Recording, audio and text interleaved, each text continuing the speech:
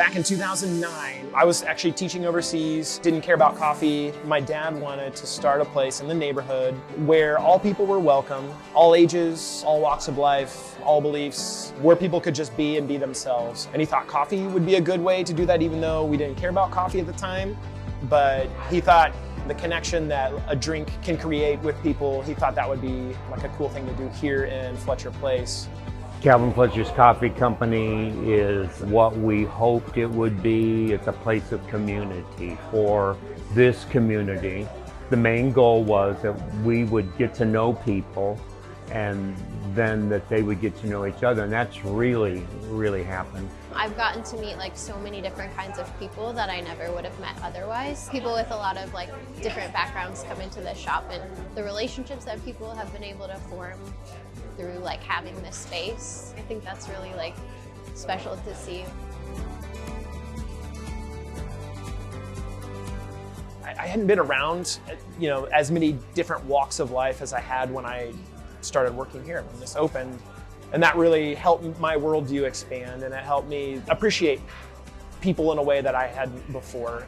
Politically, culturally, there are lots of divisions, lots of reasons to exclude people, lots of reasons to separate ourselves. But if you can have a place like a coffee shop, it breaks down some of those barriers that are either real or not real. They're just structures in our mind that we create. It breaks those down, and it actually helps us kind of see people for who they are.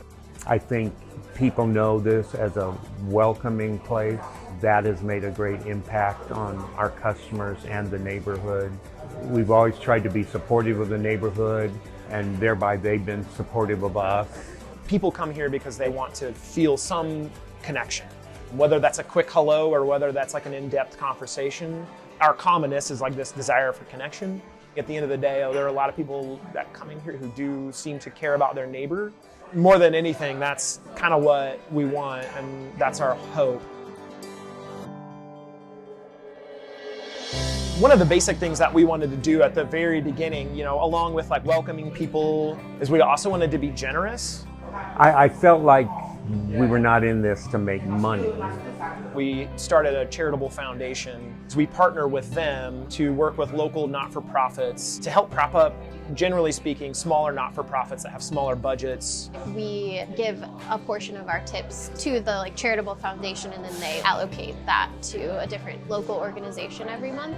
We've worked with Exodus Refugee, and they help settle refugees here in Indianapolis. Indiana Youth Group, it works with LGBTQ plus youth. Most recently, we partnered with Coburn Place. They help people who are dealing with domestic violence. The list goes on, but it's people-centric stuff that working with organizations that are really impacting the neighbors here in Indianapolis. Just by working here, it's cool to feel like I'm getting to be part of that, generosity to the community. It does give people a way to kind of plug into generosity day in and day out in ways that might be accessible for them, because not everybody has a big bank account that they can just write massive checks to organizations that they love.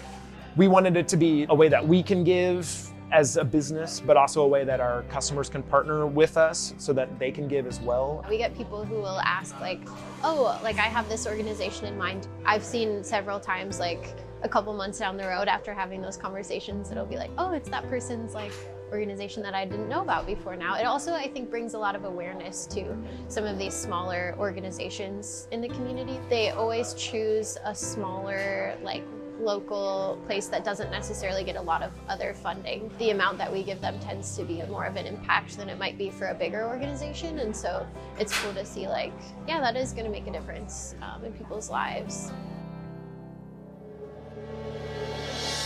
I don't think that you can do very well at community outreach if you're not establishing a community in your place of business. We are sort of representing the cares and the concerns of our neighbors here at the shop. I think it's huge for the people who are part of those organizations to be able to have a space where they're able to make connections with community members. That could lead to all sorts of cool partnerships, having that face-to-face connection and people being able to meet each other. I think that can be really powerful. You have this built-in audience, these people that come in and day out, or with some regularity. And then if you can connect that audience with an organization that is doing some really cool stuff for Indianapolis neighbors. It helps our customers understand their city, understand their neighbors, understand the people working in their city in a deeper way, which can be really impactful. It helps us connect to each other here in the shop, but it also helps us connect to others outside of the shop that we might not be able to connect with daily. Places like this that feel a little bit more like tangible, and where you can actually see the organizations that you're working with, and you can actually maybe interact with some of the population that they're working with. You can sort of have more of a face to like a name or an issue. You can have a little bit more understanding and a little bit less ignorance about some issues that are affecting our neighbors here in the city.